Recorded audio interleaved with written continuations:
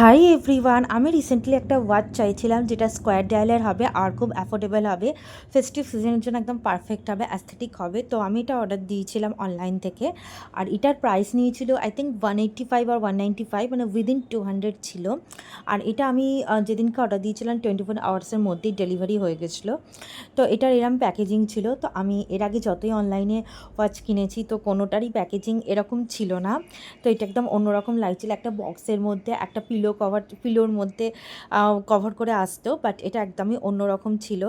তো ভালো লাগছিল। আর এটা ছিল স্কোয়ার ডায়ালের মধ্যে। আর এই ডায়ালটা আমার খুব পছন্দ হয়েছিল, বেলটাও খুব ভালো ছিল।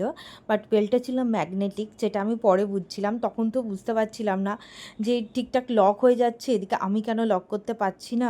তো এটা আমার হাতে খুব সুন্দর লাগছে। এই ওয়াচটা ছিল গোল্ডেন কালারের, তো এটা আমার খুব ভালো লাগছিলো, আমার হাতে খুব ভালো মানিয়েছে। বাট আমি বুঝতে পারছি না এই ম্যাগনেটিক লকটা আমার অতটাও স্ট্রং লাগছে না। আমার মতো হেভি হ্যান্ডের মধ্যে কীরকম যাবে তো সেটা বুঝতে পারছি না। যাদের খুব সরু হ্যান্ড তাদের হয়তো বেটার যাবে। তো আমার এটা একদবার একটু খুলে যাচ্ছিলো যখন বাজি ফাটাচ্ছিলাম, একটু লাফালাফি করছিলাম। কারণ তো মানে মানুষ তো লাফালাফি করবেই, মানে যে হপিং, প্যান্ডেল হপিং বলো, যে কোনো কাজই বলো। তো ওইটা নিয়ে আমি স্কেপটিক্যাল আছি। আর তোমরা যদি লিঙ্ক চাও তাহলে আমাকে কমেন্ট করবে, লিঙ্ক দিয়ে দেবো।